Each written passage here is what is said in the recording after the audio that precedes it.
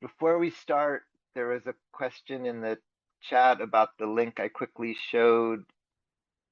Here are a few of these references. The general term of art of this is super wood. It's densifying wood to make a super material.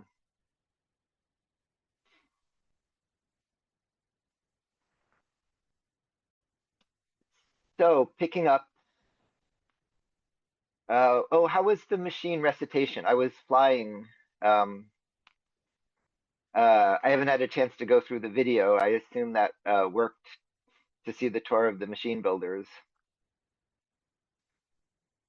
And so with that background, no recitation this week, and the class is output devices. So last week we got signals in, this week we're going to send things out, and the two primary areas are displays and motors. The video's not posted yet just because I've been busy traveling. I'll get the video from Monday in class up in a day or so. My schedule gets sane again. So I'm going to cover displays, motors, a few other kinds of outputs, and group assignment is to measure power consumption. I'll talk a lot about that. Individual is add an output and make it do something. Featured assignment is Ling Dong was an amazing student. He really got into PCB routing as an art form. If you look at the boards, he did much more routing than you needed for traces. He just enjoyed the process of routing. And one of the fun displays I'm going to talk about are few dollar little OLEDs. And he made one do everything. You'll have to go through this blown up. So on a little processor, he has this menu system where he's doing 3D rotation.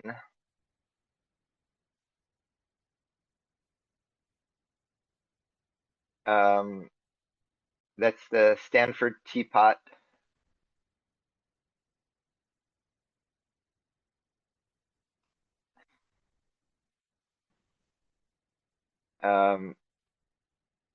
Let's see, he has mazes, he has games, he's growing fractals, he's doing diffusion limited aggregation. This whole menuing environment of all these demos of, let's see, here's his maze game. And then let's see, he did a piano roll.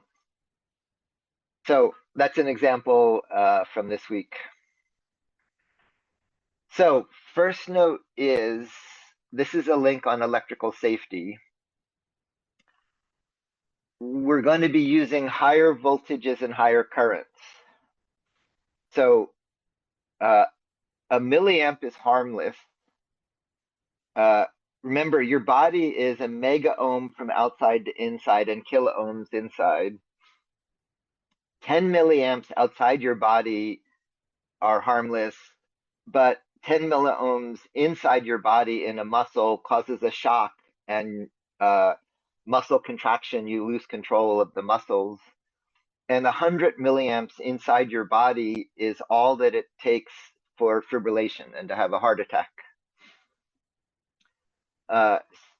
So as voltage goes up, it's similar to machining, that when we start doing power electronics, you want to have a neat workspace. You don't want to be stressed, do it in the middle of the night, have somebody around. All the same sort of cautions about machining apply to higher voltage and higher current. Some of the things to be aware of is a kilovolt over a millimeter is enough to discharge through any material.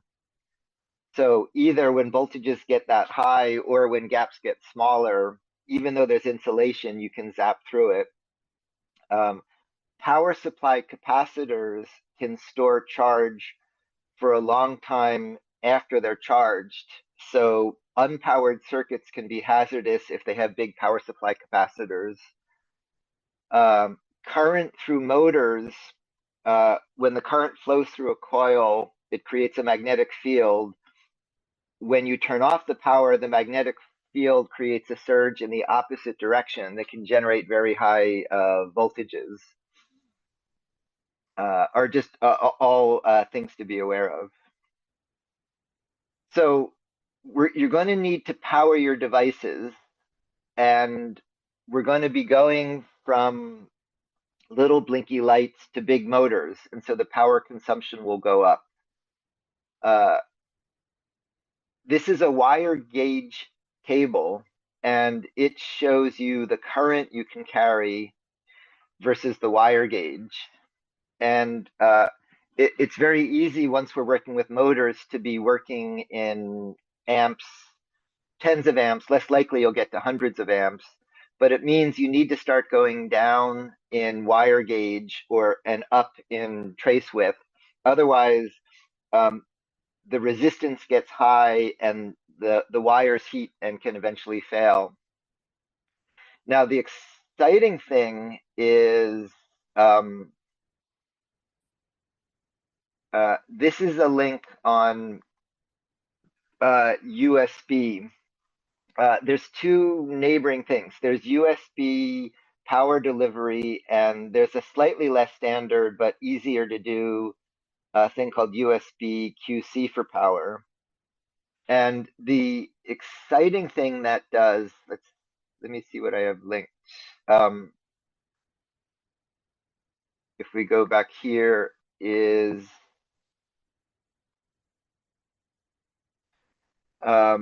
what's come. Yeah, there are multiple things to show here. So these have come way down in cost. These little modules that can give you 100 watts of power, and then in turn, you can negotiate with it for what voltage. Oh, good, I have it linked here. You can negotiate with it for what voltage and what current you want to put out. And so they're the individual chargers. These are handy, the switched USB hubs. You can get about an amp from ordinary USB 3-port, and then you can go up to much more than that. Putting batteries in your devices is non-trivial to charge, but these USB batteries have matured. So this is one of the most easy ways to put a battery in your project. This is a module that implements the PD protocol, where then you pick what voltage you want, and as long as you have a USB supply that can do it. And then with these are handy devices that I make a lot of use of that let you measure the voltage and current from USB. Now, I should link, Nicholas, do you have a link to your QC experiments? I should add that. Yes, I do. I have two versions. I have the documentation explaining the protocol, and the documentation links to the two boards, but I just put the link in the chat. So yeah, let's take a minute on this, because this will be important.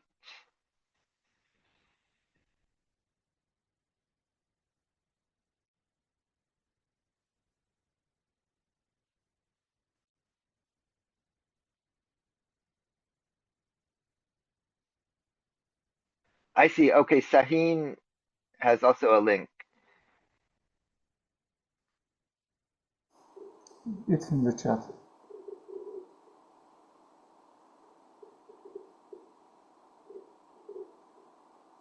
So sorry, okay.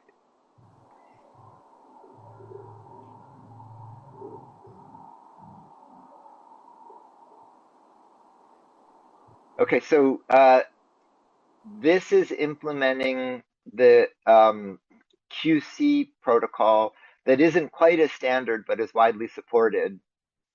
And then Sahin is using a part on the PD. PD is more complex to do, but widely supported. And what's um, first, to be clear, your ability to use these depends on the USB supply. So a laptop port is limited in what it can output, but these sort of USB modules, but I forget the limit of the spec. I'm not sure if it linked here. It might go up to, yeah, so um, yeah, this is 48 volts and 240 watts. Um, that's a really substantial machine. And so this is by far my favorite way to power things. USB batteries, USB modules, and USB PD or QC negotiation. Now, for development, you should have in your lab something like this. This bench supply lets you continuously vary the voltage and measure the current, or vary the current and measure the voltage. Um, and so this is good for both diagnostic, and the other thing this is good for is sometimes you want to test how your circuit performs as you're continuously varying the voltage. Like a stepper motor, which we'll talk about, might not work at too low a voltage, and the circuit might fail at too high a voltage. And so you need something like this to continuously vary and adjust it. When you need to embed higher power, you can get these switching supplies. These are noisy, they need filtering, they're much lower cost, and so they're good when you want to build power supplies into devices. Supercapacitors are like little batteries. They have a fraction of the power storage of a lithium battery, but you just apply a voltage to charge them. So they're good for low power devices that need a little bit of storage. And then lithium polymer batteries are a standard solution for when you want to embed more power in your device. Those are very non-trivial to charge. And so easiest is to use a little module like this that handles the charging for it. And then this is, let's see, these are MIT colleagues. One of my former students has also done this. There's been a lot of work on wireless power. And so up to, say, meter scale, you can power things by actually sending it remotely without any wires. Okay, so that's how we're going to make power. Then I'm linking to the electronics Bible that you should all have in your lab. If this isn't by your electronics workbench, ask for a copy. The group assignment is measuring power consumption. And so when you're working with bigger motors, brighter lights, you need to know about the power. You need to be providing enough power. You need to not fry the circuit. You need to track both batteries and supplies. And so there are multiple ways to do the current measurement. One is putting a meter in line. And again, one of the many reasons I like USB power is these little modules, the USB power goes through it and it just reports it out. And so that's a really easy way to do it. This one is what I showed here. If you're using a regulated supply, the power supply will tell you what it's doing. If you put a 1 ohm resistor to ground and you measure the voltage drop going to ground, you can build that into your circuit. A wire creates a magnetic field around it.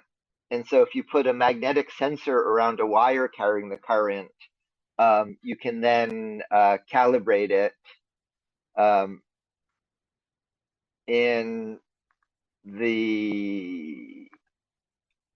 In this class I'm currently teaching at MIT, I go through how you figure out what is the field, a magnetic field around a wire to calibrate it. And if you have AC rather than DC, you can wind a coil around it. and the varying AC will, it's like a transformer, will induce a current in them.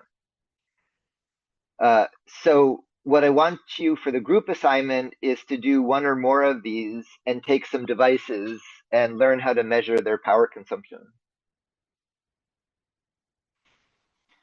Okay, so let's start in. So our first output is just an LED.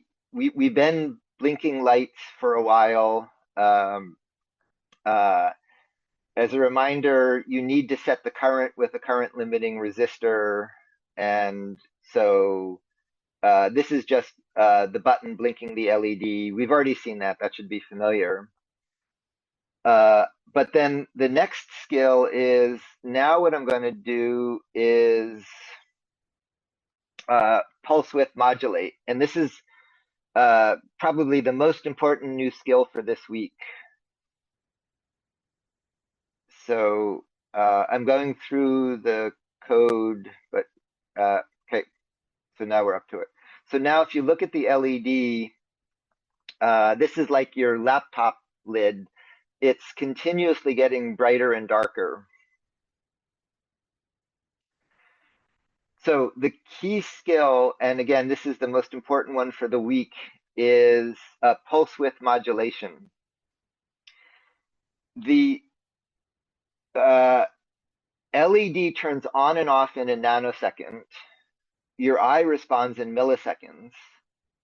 So rather than having a variable voltage supply, all I'm doing is I'm turning the LED on and off, but I'm varying the pulse width. So I'm pulsing the LED so fast you can't see it, and then I'm pulsing it always at the same rate, which is faster than your eye can see, but I'm varying the duration of the pulse. And that lets me adjust it from off to on. Electrically, it's all off or all on, but I'm varying the time. Now, when PWM is being done for an LED, you can usually test it, because if you turn your head really quickly, the continuous light you'll see as individual pulses. But this is the same thing. We're going to pulse width modulate motors, all the things we control. We're going to use PWM. And so in this example, I'm controlling the LED, and I'm just continuously varying the. I'm sleeping off, I'm sleeping on, and I'm continuously varying the off versus the on time. So this is going to be, again, the most important picture for the week, that we're going to put out pulses at a regular rate, but vary on versus off. The key, along with LEDs, the really important place is we're going to use this with power transistors. Remember, as you vary the gate voltage at a, let's see. I haven't talked about power transistors yet, so we'll come to that in a minute. Okay, now the other thing with LEDs is, here's an array of LEDs. And I've got 5 up, 4 across. So you would think you need 20 wires to control it. But instead of 20 wires, I'm only using 5 wires. And so the way I'm doing that is what's called Charlie plexing, named after Charlie. And it's a very clever trick in this app note, which is each LED, let's go back to here. Each LED, I've got the wires connected to columns, and each pin goes to a row and a column in an array, which sounds crazy, but what it does is each pin can be off, on, or an input. So at any one time, one pin is an output, one is an input, and the rest are turned off. With that pair of pins, because each one is a row and a column, there are 2 LEDs connected, but LEDs only connect current in one direction.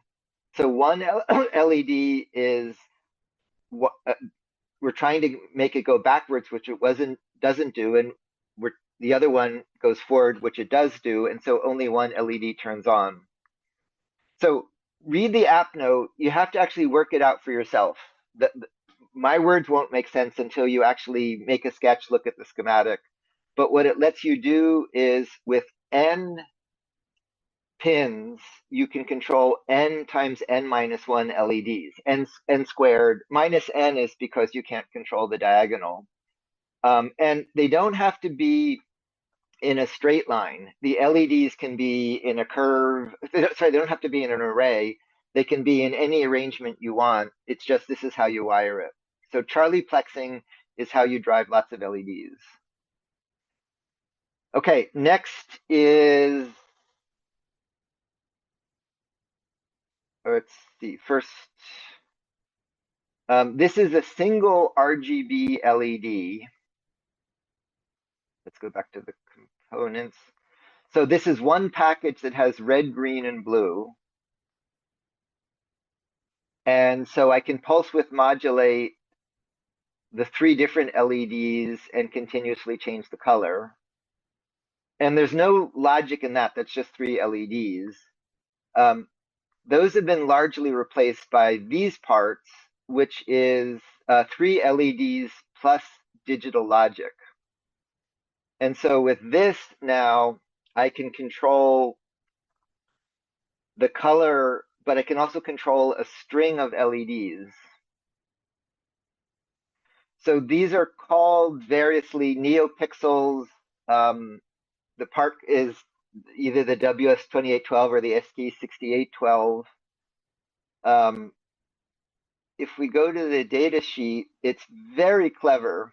So in a big Jumbotron screen, this is what makes it work. And let's see, I want the underlying data sheet.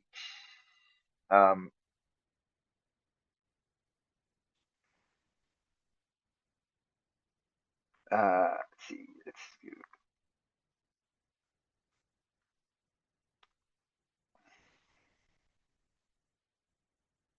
okay, this is what I wanted. Let me add a note to add a link to that.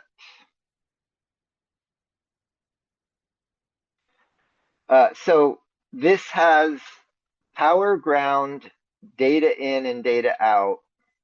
And what you do is you connect this in a string. And then it's doing what's called hop count, which is you put out 24 bits, 8 bits each for red, green, blue. And then you put out a string of those. And so the first LED eats that data and it takes off the first 24-bit instruction, and that's its color. And then it passes the rest to the next one. And then the next one takes off the top, passes the next. And so you don't have to assign addresses. It just runs through this string, passing the messages. And so this is very easy to talk to. All I do is I have a string of them. I connect data out to data in, and I connect data into my processor. And then this is an Arduino library to talk to it. This is a MicroPython library to talk to it. And in this version, let's see, I'm going to go a level deeper. So either Arduino or MicroPython, you can use this library and it takes care of it. What I did in this example is I've mentioned multiple times the PIOs in the RP2040. Those let you make custom peripherals, and it's really easy to talk to these. So this is a little PIO program that implements talking to the NeoPixels. So in the code, I'm populating an array with the red, green, blue values for each of the LEDs, and I push it out. So each of these is the steps of fading and addressing where I'm giving the RGB values for the string. And then I'm not using a library here with the PIOs, just this little bit of code implements talking to the NeoPixel. So you can buy these as individual pixels. You can buy them in strings, uh, and that's how you do arrays of RGB lights. Um, uh, Two other notes. Super bright LEDs is a vendor I love where you can get LEDs that are so bright you can't look at them. And then just a note, you can also power electroluminescent wires that are similar to how old phosphor TVs used to work if you just want a glowing wire. Okay, so that's RGB LEDs. Okay, next example is going to be much, much brighter LEDs. So I have these dialed way down so it doesn't overload the camera. This is easily bright enough to light a room. So what I'm doing here is now using a much more substantial LED. Um, so it's the brightness is measured by the millicandela, and the spec is the maximum current, um, or either millicandela or lumens. And so this one handles much more current.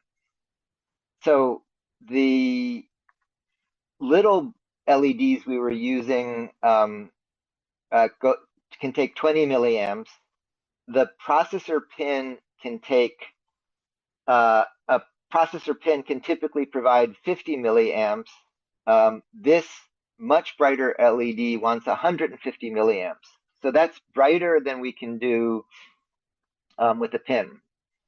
So here comes the key part for today.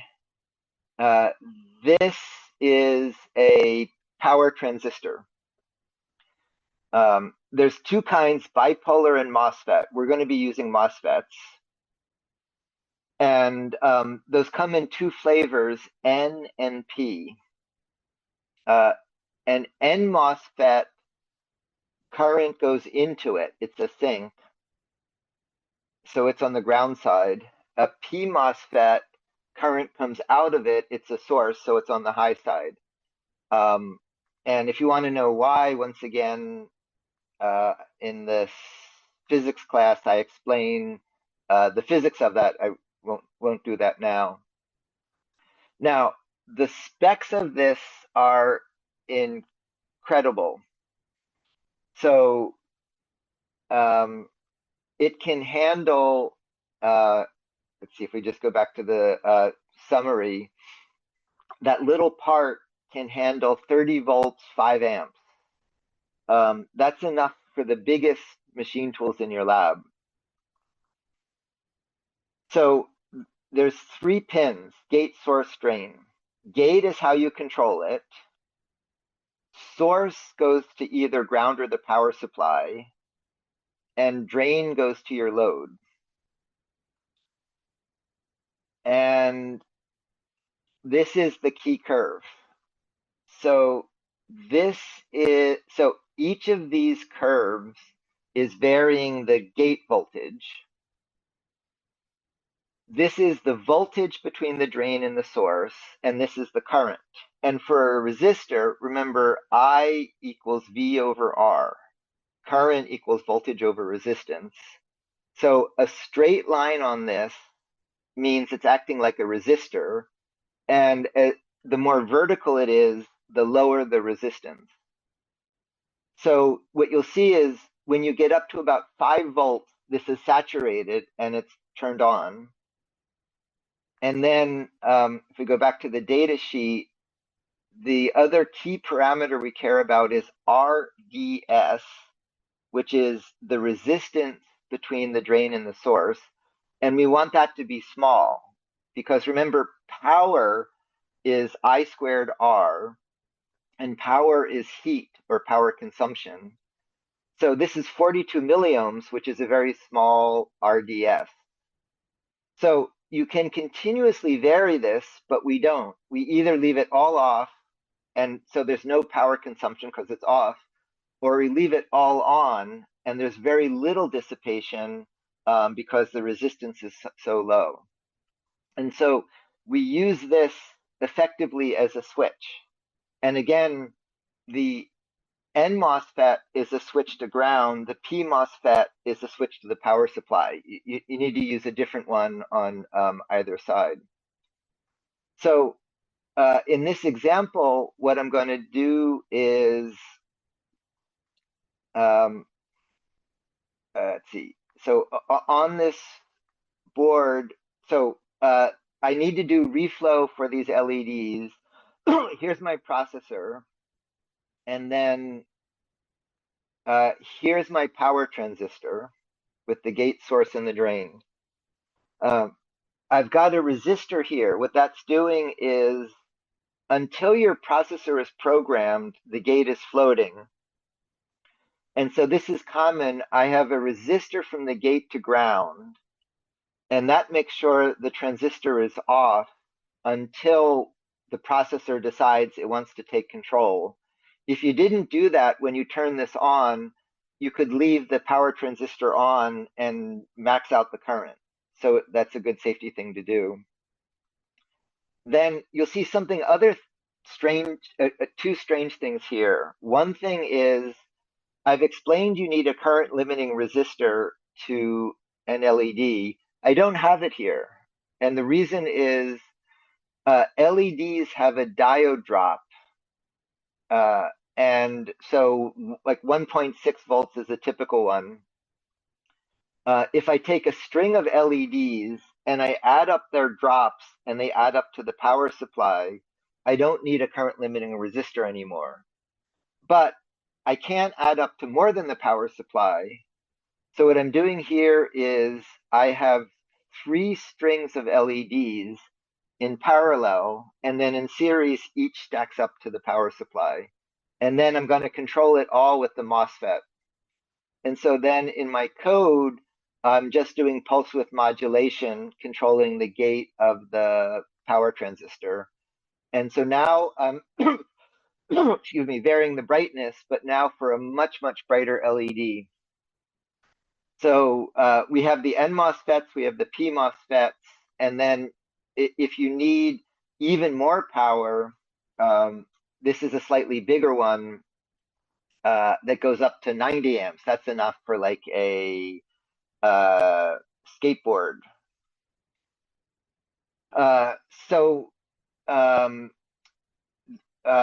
of the concerns is using a gate resistor to keep it off.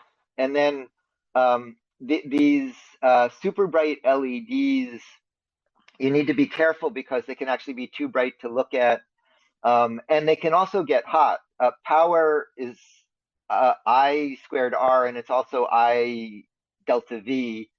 And so power is getting dissipated. They can get hot, and there can be a thermal runaway where they overheat, which reduces the impedance, which pulls more power through. Is just a caution with them. You have to be aware of the heat. Okay, that's LEDs. Now displays. Here's a liquid crystal display.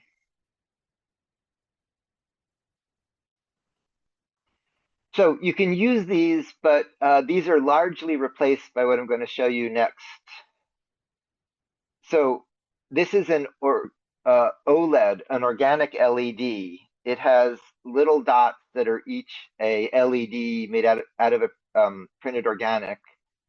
And with it,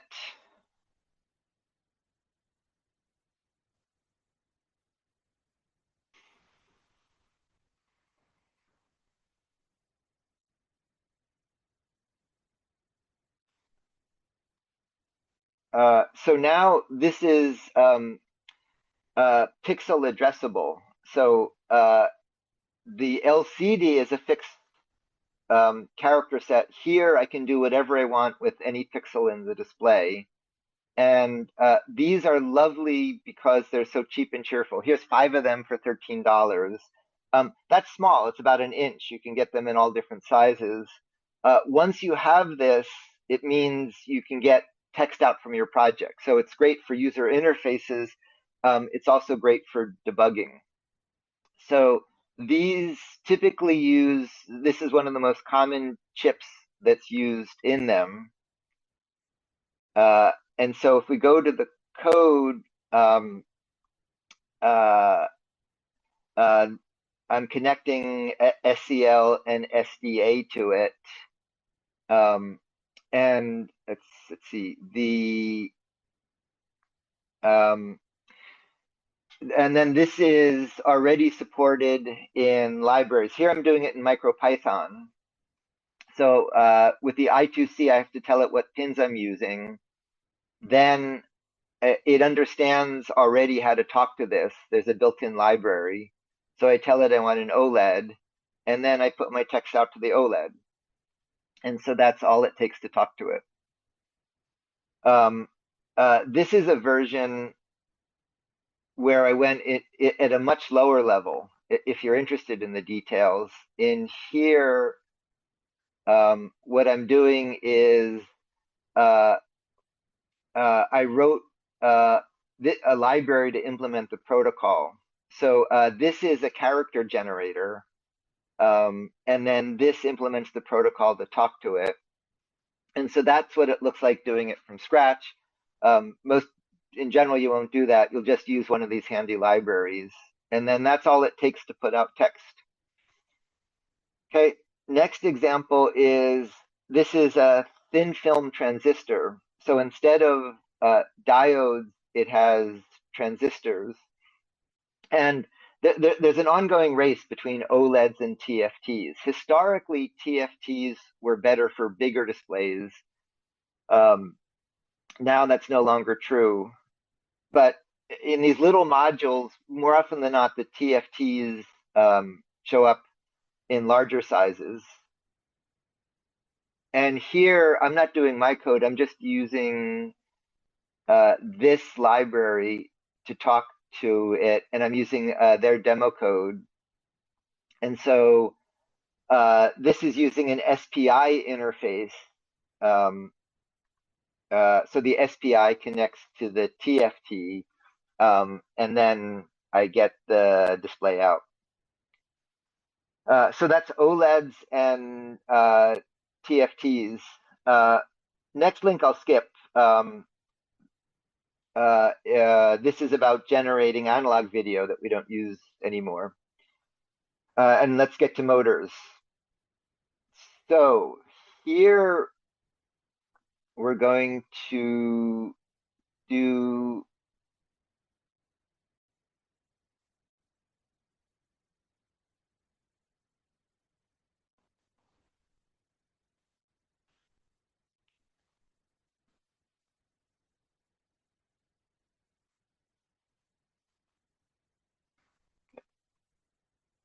so see, I'm doing two different versions. I'm doing both Python and Arduino versions.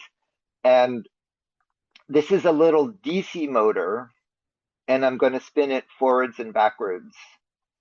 And the key part here is we've used, let's see, I have two different versions linked. This is one we've used for many years. This is a similar one that I'm now using. So let's see, let's start with this one. So this is $1 in quantity, and this is called an H bridge, and this is one of the key parts for the week. So what's going on, and there's a lot in this picture, but the key thing to know is here's a P MOSFET and an N MOSFET on one side. Here's a P MOSFET and an N MOSFET on the other side. And here's my motor. And in a motor, you might want current to go in either direction. So the individual transistor I used before only pulled current down. Now I need to send current in either direction. So with this is called an H bridge because topologically it's the shape of an H. With this high side transistor on, this low side on, current will go that way. With this high side on, that low side on, current will go this way. And if I turn both low side ons, it stops it. Now, there's much more going on here. So to turn the low side transistor you need to go from 0 to 5 volts, or 3.3 volts is close enough. But we might want to run our motor at 48 volts, even though our processor is only at 3.3 volts. And so the high side transistor, the gate needs to go between 48 and 45, but we're only at 3. So one of the modules in this chip is called a charge pump, and it generates for us the high side control voltage. Then a lot of things can go wrong. We can put in too much voltage, we can draw too much current, we can overheat, and eventually, even though RDS is low, if you get too much heat, eventually it can cause the transistors to fail. So this has a whole set of protection circuits that will shut this down if any of those problems happen. And then, like when the temperature comes back, it'll turn back on. And then this version of the chip has another great thing, which is it has what's called a current mirror. And so it actually reports out to you the current you're using, so you can use that to monitor controlling the motor. So these are really easy to use. They have a simple logic diagram, which is this table. We have 2 pins going to it, and 0, 0, 1, 1, 0, 1, 1 is current one way, the other way, breaking the motor or disconnecting. And yeah, this is a good picture showing the current flows and the H-bridge geometry. So to use this for the DC motor, all we need to do is, I've got 2 pins to control the H-bridge. You'll see I'm using wider traces because the current is going up. I'm using wider traces. And then you'll see I've got these 2 extra capacitors. It might work without them, but the bigger capacitor provides extra charge storage for the surge of current. And the smaller capacitor is there as a filter to reduce power line noise. And so these are good practice with the H-bridge. And then the H-bridge underneath has a ground pad that's there for thermal sinking. And so this pad underneath is to help pull heat out from the chip and into the board. When you really push these, you actually put a heat sink on the top side, but this helps pull the power out. And then once you have that, then the code is pretty simple. All I'm doing is pulse width modulating. So Arduino confusingly calls pulse width modulation analog write, but that's what it looks like to pulse width modulate. You can pulse width modulate in either software where you do it or in hardware. That's what the Arduino hardware PWM looks like. And then in the Python version, it's clearer. In the MicroPython, I say I want PWM and which pins I want it on, and then I set up the PWM. And that's what I need to vary the speed and current of the motor. Okay, so that's H-bridges. Next comes audio, and I don't know, I don't think I can share.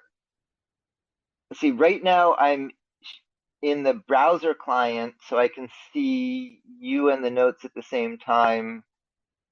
And I don't think I can share audio the way I'm currently set up. So this next example, you're going to need to play the audio locally in your lab. So for sound, we use speakers. One way to do it is here, let's see, if we take this H-bridge, instead of connecting a motor, I can connect a speaker to it. So what's called a Class D audio amplifier is just an H-bridge. Oh yeah, and I'm sorry I can't play this for you, but uh, in this example, I'm playing Bach inventions. In this example, I'm talking. And Neil, what I'm you doing in each of these is um, uh, what's called, well, in the music example, I'm doing what's called wavetable synthesis, where these are the notes I want to play, these are the pitches, and then I have the pulse width modulation generator, and I'm using them controlled by the notes and the pitches. And then in the next example, um, this is this cloud of data is me saying hello world. And so here I'm playing all of that out by pulse width modulating and H bridge control a speaker. And with that, I can make whatever waveforms I want. Now, that's a pretty low level. So we've been doing I2C. I2S is a protocol similar to I2C, but it's for audio. And then this is a chip that implements I2S audio, and crucially, it adds an audio amplifier. So the I2S comes in, and then it controls an amplifier. And so this is much easier to use. And again, like many of these examples, you can do reflow, or Adafruit has a very reasonable $6 module that just does the reflow for you. So to talk to that, it's you connect the pins, but now we're going to be doing I2C instead of I2S. And so the Arduino IDE understands I2S. So here's my Bach invention again. And once again, play the audio for these in your lab. Yeah, no, there's no, the way I'm set up to do this remotely, I can't easily share the audio. But here's my pitches, here's my notes. And then here, in software, in this line, I'm using a sine wave, and I'm actually just calculating the waveform. So this is waveform synthesis. And so I calculate the part of the wave I want to play, and then I simply write that out to I2S. So now I don't have to worry about the PWM timing. I just calculate the part of the audio wave I want to play out, and I send that to the I2S module. And so at this point, this is the easiest way to generate audio with this combined I2S plus amplifier. And then finally, these are cheap and cheerful. This is an MP3 player that you implement with a serial interface. So here you put in a memory card with MP3. You could, with the I2S, implement your own MP3 decoder and generate the samples. Here, if you just got pre-programmed things you want to play out, you put them on a card. This plays the MP3, and then there's a very easy serial interface you use to send commands, and you just send commands to tell it what file to play. Yeah, Ricardo, I2S can handle as much fidelity as you want. It's very configurable. It's used in high-end things. Yeah, Nicholas is noting MP3 library and Circuit Python. Okay, so that's how we make sound. Next comes servo motors. Yeah, let's see. Frosty, you asked, is it allowed? Nothing is never not allowed other than unsafe things. That's a perfectly fine MP3 module. Just the one I showed you is smaller and cheaper, but that's perfectly fine. Okay, servo motors. here,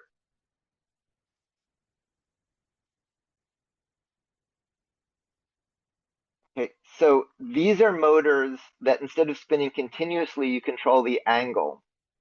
And so these are used, for example, for control surfaces on model airplanes or for steering a model car or for a dashboard speedometer. And then bigger ones are used, for example, for trimming a sailboat. So these work on PWM, and it's a very particular version. You do it at 50 hertz, which is quite slow, and then it's between 1 and 2 milliseconds for the duration. And so 1 millisecond is all the way to one side, 2 milliseconds is all the way to the other side. That mapping varies from motor to motor, so you always have to check, but that's roughly the range. And so in this version, I'm doing it on a tiny 412, and there's ground, power, and data. And here I'm using in the Arduino IDE, it understands servos. So I'm using a servo to write to it. But all that's doing is pulse width modulation. So here I'm using the registers to talk directly to the register to do the PWM in hardware, and that controls it. Here's the same thing with a SAMD uh, and older version with the Tiny 44. So servos you can get from small to very large. You do need to be aware of the power budget. As they get bigger, you need to be able to source more current to it. But that's all you need to talk to a servo motor. And so you use that to control positioning. Okay, next comes PWMs. And actually, before I show this one, let me show this one. So next comes BLDCs. So the DC motor we used before had brushes because you have to keep turning the direction of a field.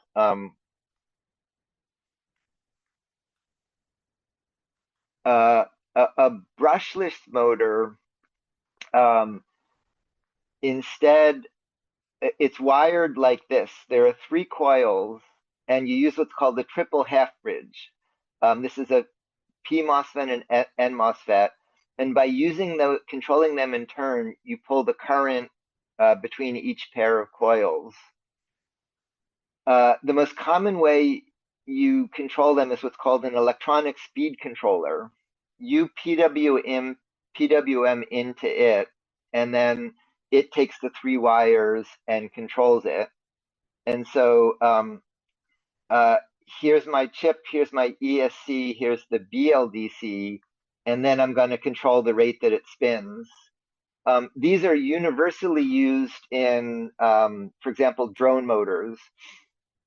Compared to DC motors, BLDCs are quieter, more efficient, higher torque.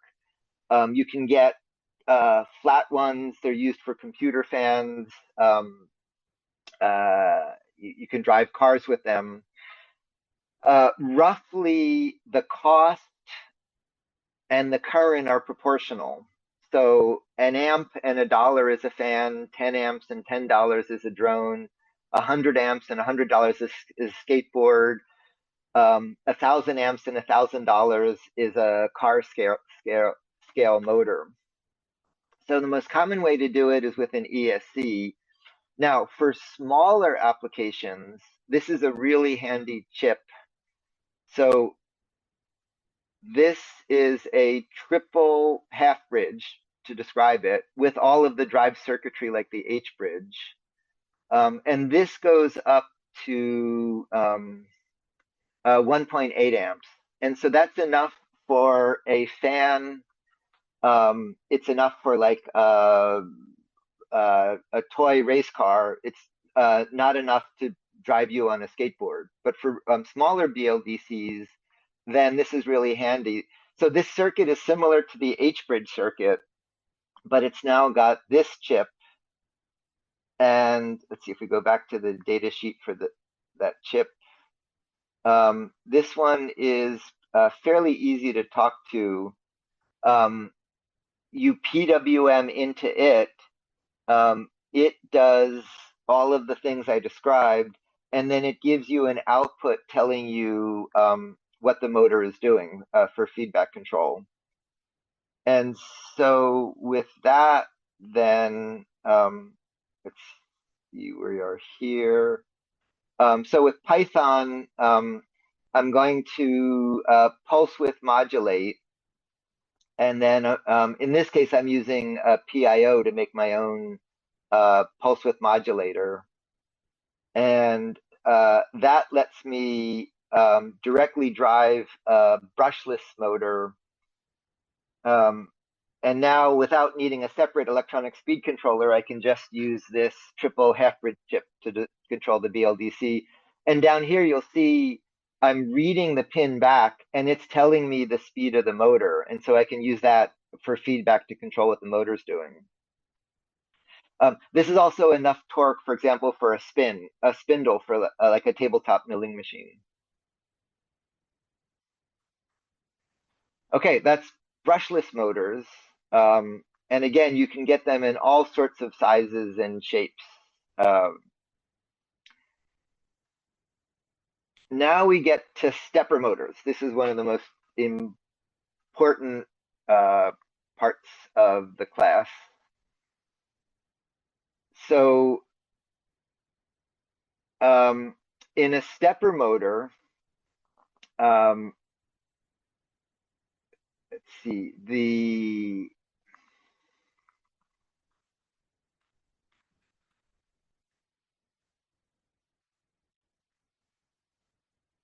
so let's see, this is a good image of a hybrid stepper motor. We have coils. These are wired in alternating pairs. And then there are fingers in the most common type called the hybrid stepper motor. There are then fingers coming down and teeth coming out. And then what we're going to do is we're going to put the current in one set of coils, and then the fingers want to align. Then we put the current in the next set of coils, and the fingers are unhappy and they want to move to align again. And we sequentially move the current forward, backwards, and between each pair of coils. And by doing that, we make steps on the size of the fingers in the hybrid motor. So the big difference in a stepper motor is the BLDC spins continuously, the servo continuously controls angle. The stepper is designed to turn continuously, but we have exact control over how much it turns. So a typical H-bridge has 4 wires because there's 2 sets of coils and the current can go in either direction through the pairs of coils. And so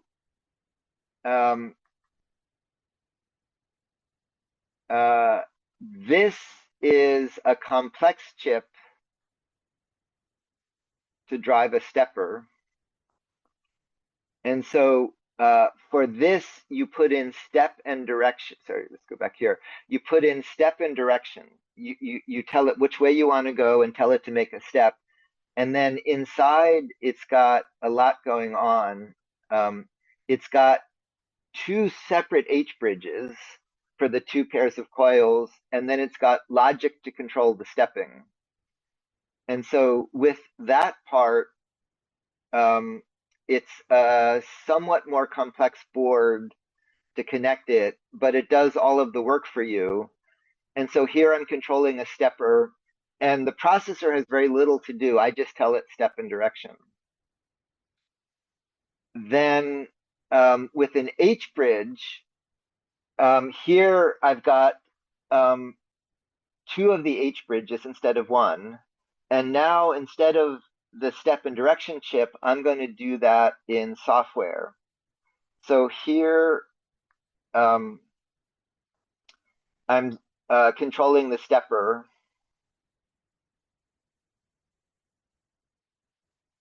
And I need 4 PWM generators. I have 4 pins, each of which I have to PWM. And then I'm going through the logic of controlling it. In this version, I'm using that newer chip that gives me the current. And so if you watch this, here, I'll pause it. I'm stepping and it's telling me the current I'm drawing. And if you watch the current, I'm going to stall the motor. And when I stall the motor, the current goes up and now it goes back down. So I can use the current measurement of that newer H bridge to tell the load on the motor. Now, you'll see Marius is asking a key question. You'll see I've got a much bigger capacitor on the board. The reason for that is when you're dealing with a bigger load, there's a big draw on current, and so typically you put on the order of like 100 microfarads on a board like this. The power supply can source that, but there's a lot of inductance between the power supply and the motor. And so right at the uh, right where you need it, you put this bigger capacitor. Now you can experiment. If you don't have it there, the stepper will step, but you're limited in how much current you can put out, and it'll be easier to stall the motor. When you put in the bigger capacitor, you can put in more component, more current, and you can handle more load in the motor. Now, I described the teeth, and one step is one alignment of the teeth. But if you go back to PWMing, if you think about the lights going on and off, you can do what's called microstepping. And so instead of going from one current on to the other set of coils on, you can have one set of coils on, and then you can start reducing. Let's see if I can gesture this. You can start reducing the current in one coil and increasing the current in the other coil. And if you do it just by 50%, that's called half stepping. And then the more finely you do it, it's micro stepping. So for example, this chip I showed you can go down to 1/256 micro stepping. Micro stepping makes it quieter and smoother. So instead of going chunk, chunk, chunk to align the teeth, by micro stepping, you get smoother motion. So the stepper chip I showed you can do it. And then in the stepper code, you can handle micro stepping in software. And so if you look in the code here, I'm calculating micro steps here by using trigonometric functions for the relative current in each coil, and I'm using that to smoothly go and do the stepping. And increasingly, I find it's more convenient just to use your own H bridges, and in software you can figure out how you want to control it. So you use this is pretty universal. Let's see. There's a question about how you sync two of these boards. I think what you're asking is about networking, which I'll talk about in a couple of weeks, how you communicate between multiple boards.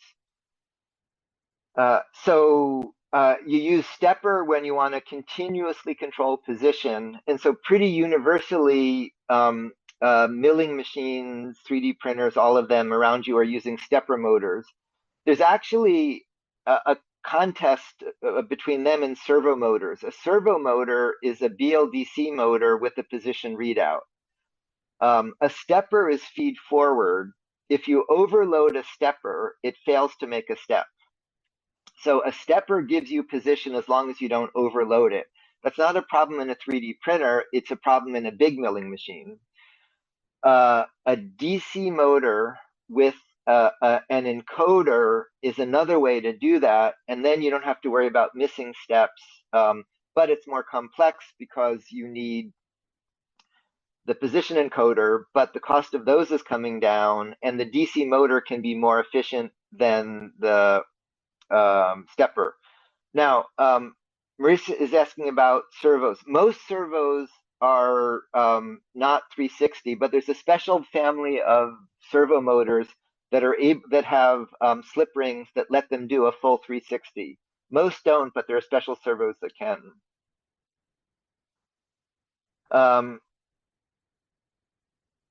Okay, so that's stepper motors. And then these are all dedicated motor control chips that people get very passionate about the relative merits of them. Next is, this is colloquially called a hockey puck. This is to switch an AC load. And the key thing this does is it's opto-isolated. So you don't want AC power getting into your little microcontroller circuit. So what these do is you put in logic on one side, and then there's an optical connection to the high power side, and then the high power side has what's called a solid state relay. You can buy them separately, but it's much more convenient to get it in this.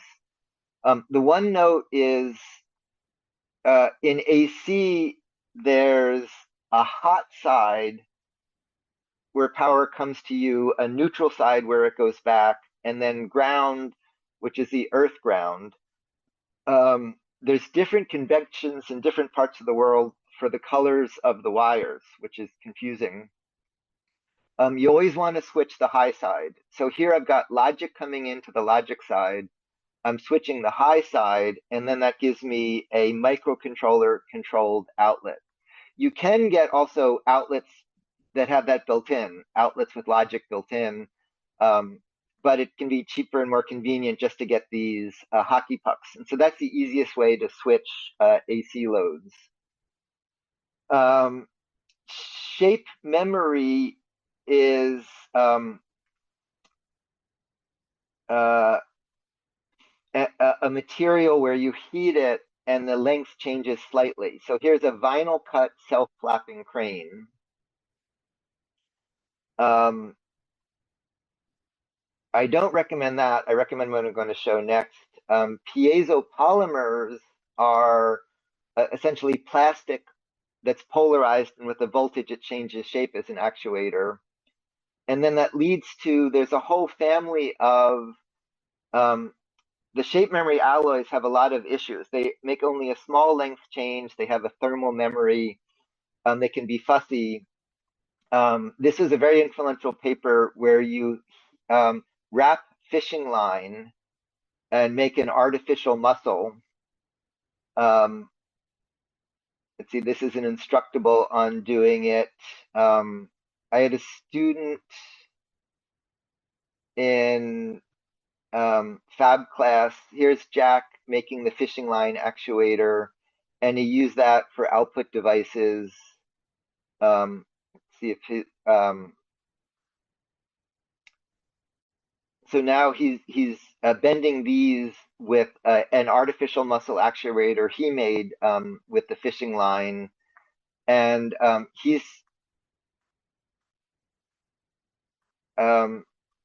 continued that in his research, his thesis research on these liquid crystal elastomers.